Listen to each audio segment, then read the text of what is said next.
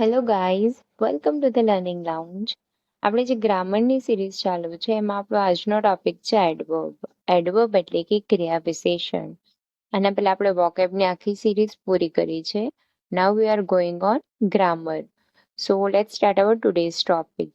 A word which modifies a verb, an adjective or another verb is called an adverb. કે એવો શબ્દ જે ક્રિયાપદ વિશેષણ કે કોઈ અન્ય ક્રિયા વિશેષણના અર્થમાં વધારો કરે છે તો એને આપણે ક્રિયા વિશેષણ કહીશું. એક્ઝામ્પલ જોઈએ તો સી સિંગ્સ વેલ. અહીંયા જે વેલ છે ઇટ મોડિફાઈઝ અ વર્બ, તો એને આપણે એડવર્બ કહેશું. ત્યારબાદ છે the story is very good. તો અહીંયા જે ગુડના અર્થમાં વધારો કર્યો means it modify an adjective. તો અહીંયા જે એડવર્બ તરીકે વેરી યુઝ થયું છે. એડવર્બ્સના અલગ અલગ પ્રકાર છે. એમાં સૌપ્રથમ છે એડવર્બ્સ ઓફ ટાઈમ. તો એડવર્બ ઓફ ટાઈમને આપણે ગુજરાતીમાં કહીશું કાળવાચક ક્રિયા વિશેષણો. It shows the time of the action of the verb, કે જે ક્રિયાપદની ક્રિયાનો સમય દર્શાવે છે. એના કીવર્ડ્સ છે now, late, then, today, tomorrow, yesterday, ago, before, after, early, soon, yet, already, never, since, still, lately. He came late yesterday. તો અહીંયા જે લેટ છે એ એડવર્બ છે. He left an hour ago. તો અહીંયા અગો છે એ એડવર્બ છે. Adverb of time answer the question when. જ્યારે વેન દ્વારા ક્વેશ્ચન પૂછવામાં આવે છે ત્યારે આપણને જે આન્સર મળે એને આપણે કહેશું adverbs of time. He left an hour ago. When did he left. તો અગો એ જે આપણને આન્સરમાં મળે છે એડવર્બ્સ ઓફ ટાઈમ. બીજું છે એડવર્બ્સ ઓફ પ્લેસ એટલે કે સ્થળ સૂચક ક્રિયા વિશેષણો. તો it shows where the action is done એટલે ક્રિયા કઈ જગ્યાએ થાય છે એ દર્શાવે છે.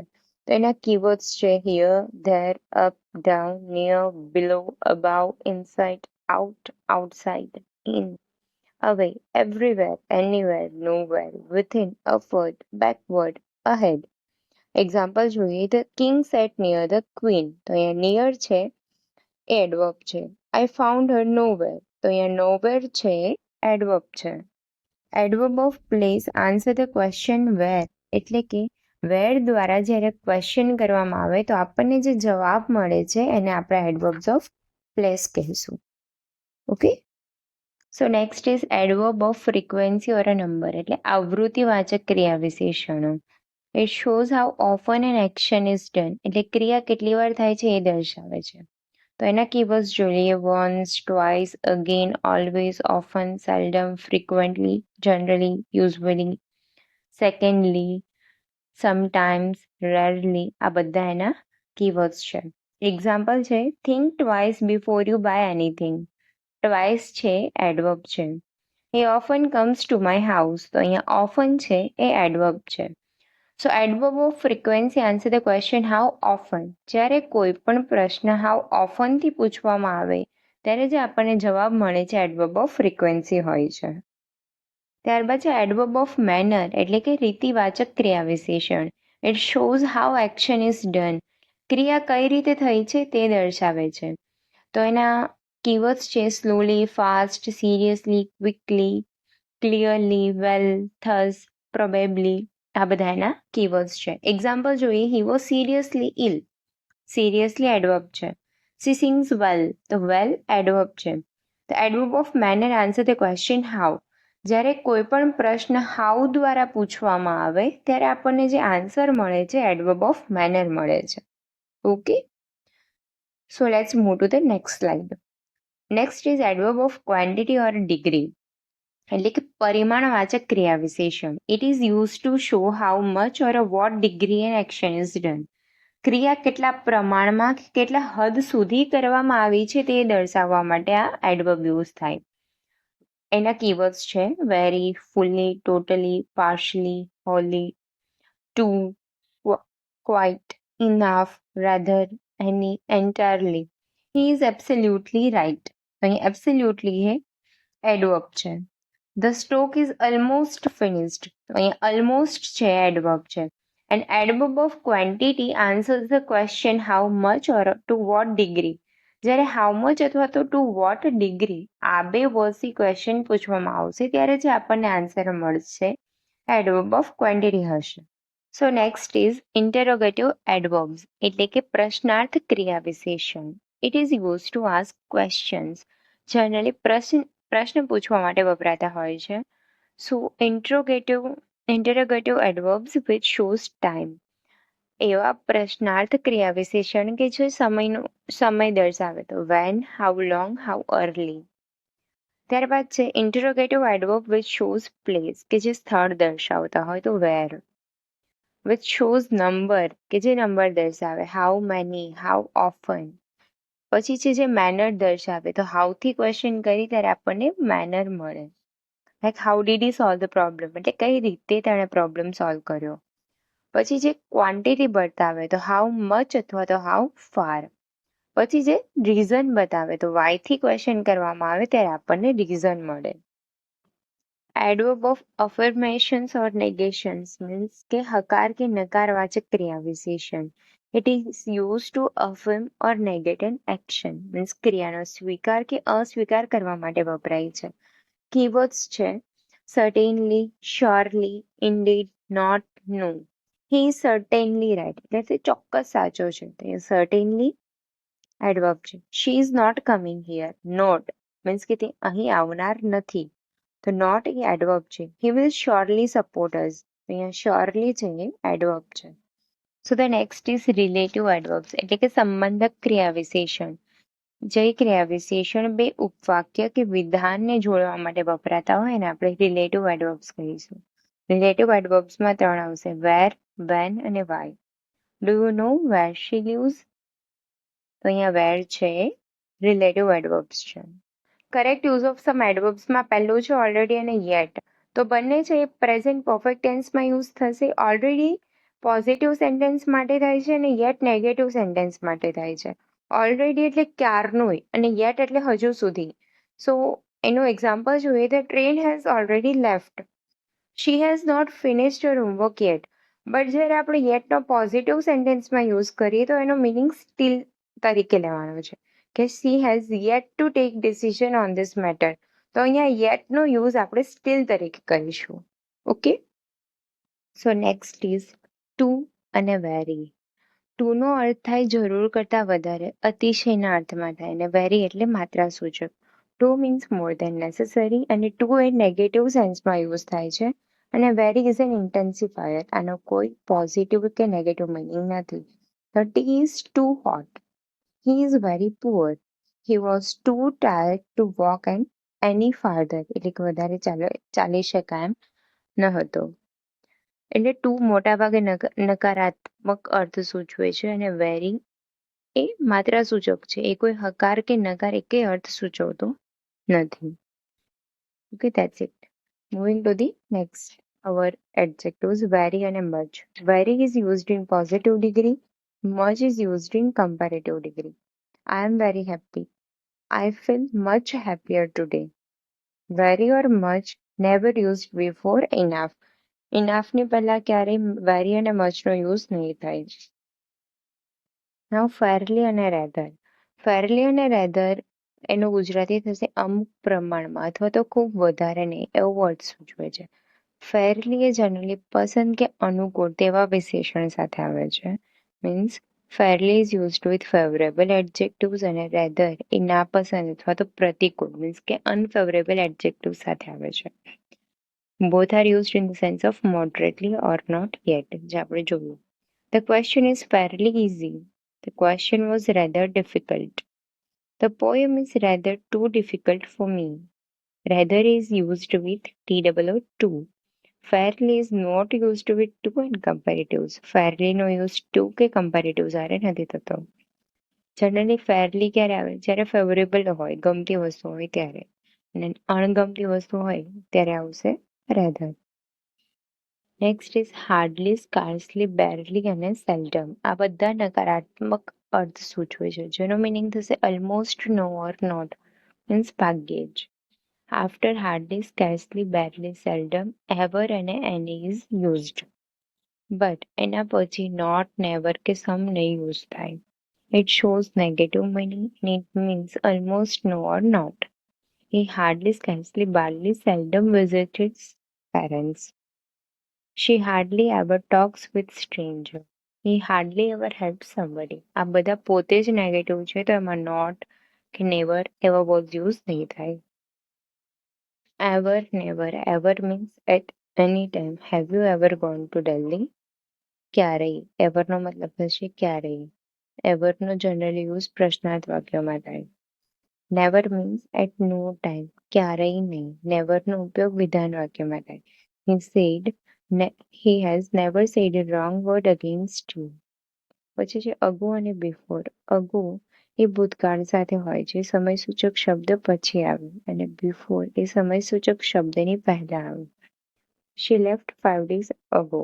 થઈ ગયું. She left before 5 days. Done.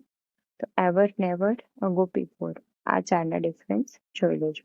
So next is still, so far, up to now. આ બધાનો મિનિંગ થશે હજુ સુધી. સ્ટીલ મીન્સ હજુ સુધી. Even at this time or that time. She is still sweeping or weeping. So far means so far અને up to નાઉનો meaning થશે હજુ સુધી જ. પણ સો ફાર અને અપ ટુ નાઉ પૂર્ણ વર્તમાન કાળમાં યુઝ થાય છે. અને સ્ટીલનો ઉપયોગ હકારાત્મક અને પ્રશ્ન ક્વેશ્ચન માટે થાય છે, પ્રશ્નાર્થ વાક્યો માટે. He has not replied up so far. So still એ મોટા ભાગે હકારાત્મક અને પ્રશ્નવાચક વાક્યોમાં થાય. So far અને up to now એ પૂર્ણ વર્તમાન કાળમાં થાય. ત્યારબાદ છે just. Just એટલે હમણાં જ. Just means recently, in the immediate past. Just is used in affirmative and interrogative sentence.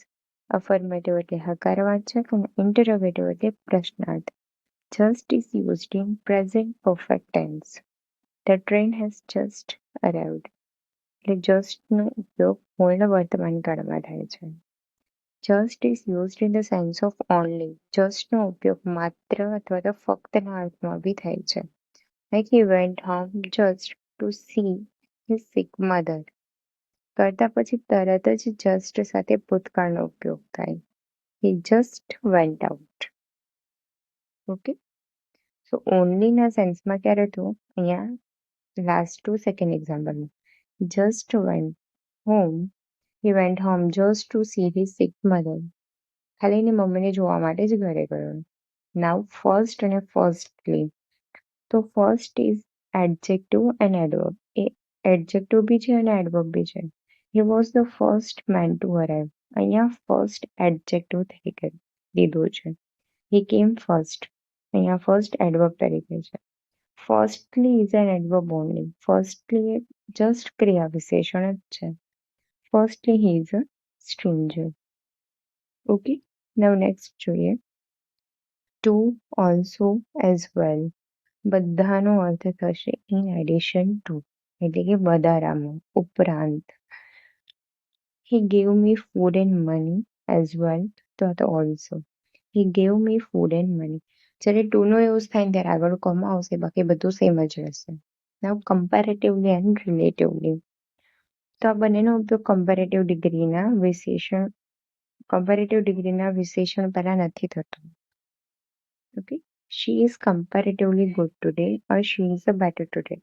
અહીંયા એવું ના, she is comparatively better today એવું ના ચાલે.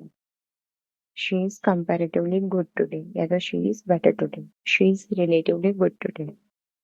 પછી seldom or never, seldom if ever. Seldom or never સાથે આવશે ને seldom if ever સાથે આવશે. Seldom or never goes to temple. He seldom if ever goes to the theater. Seldom or પછી never નહીં આવે. સોરી, seldom or પછી never જ આવશે, ever નહીં આવે. ઓકે, આટલું યાદ રાખજો. seldom or સાથે never અને seldom if સાથે ever. ત્યારબાદ છે enough અને to. Enough is used after the adjectives and is used with favorable adverb or adjectives. Enough એ હંમેશા વિશેષણની પાછળ વપરાય છે અને જનરલી એ ગમતા એટલે કે ફેવરેબલ એડજેક્ટિવ અને એડવર્બ સાથે યુઝ થાય છે. એક્ઝામ્પલ છે, he is clever enough to understand this. To is used before adjective or adverb. To A adjective અથવા adverb ને પહેલા વપરાય છે. It is a negative meaning અને નકારાત્મક અર્થ છે અને unfavorable adjective અથવા adverb સાથે યુઝ થાય છે. He is too dull to understand this. Okay. Now so is always used with that clause. એટલે thatની સાથે હંમેશા સોનો ઉપયોગ થાય છે.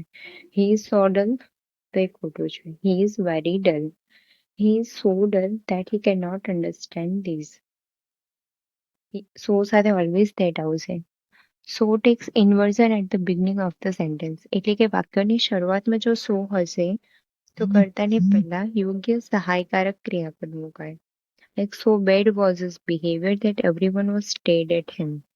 તો કર્તાની પહેલા જ સહાયકારક ક્રિયાપદ આવી જશે.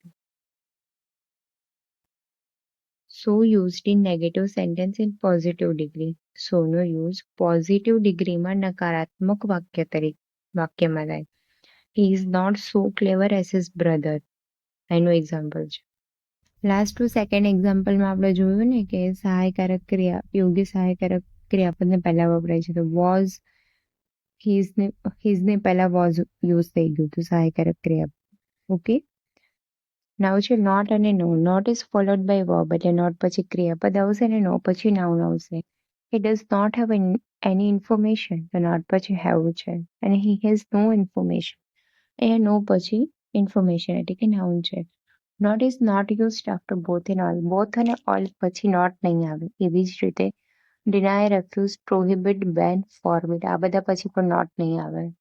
None, but, unless, lest, until, neither, nor આ બધામાં નોટ નહીં આવે. Hardly, scarcely, barely, rarely, seldom, no sooner આ બધા પછી પણ નોટ નહીં આવે. બિકોઝ આ બધા વર્ડ નેગેટિવ મિનિંગ આપે છે. સો નોટનો યુઝ ના કરી શકાય. ત્યારબાદ છે after following verbs adjectives are used not adverbs. નીચેના જે વર્બ છે એના પછી એડજેક્ટિવ્સ આવશે, એડવર્બ્સ નહીં આવે. Sound, feel, taste, seem, appear, remain, look આ વર્ડ્સ પછી ઓલવેઝ વિશેષણ આવશે. he remains silent. ત્યારબાદ છે adverb as is not used after consider, think, call, appoint, elect or make. આ જે વર્ડ છે એના પછી આપણે એઝ નો યુઝ નહીં કરીએ. he is considered to be the best orator in the city. he is considered as નહીં આવે. as is used after regard, define, know, treat, describe, view. He is regarded as father of the nation. The regard પછી as આવશે. થોડું વાંચી લઉં. So that's it for today. Thank you so much guys. જો તમને અમારા video ગમતા હોય તો પ્લીઝ લાઈક કરી દેજો, તમારા ફ્રેન્ડ્સ જોડે શેર કરી દેજો અને આવા જ ગ્રામરના ટોપિકમાં અમારા સાથે જોડાવા માટે અમારા ચેનલને સબસ્ક્રાઇબ કરી બેલ નોટિફિકેશન ઓન કરી દેજો. Thank you so much guys.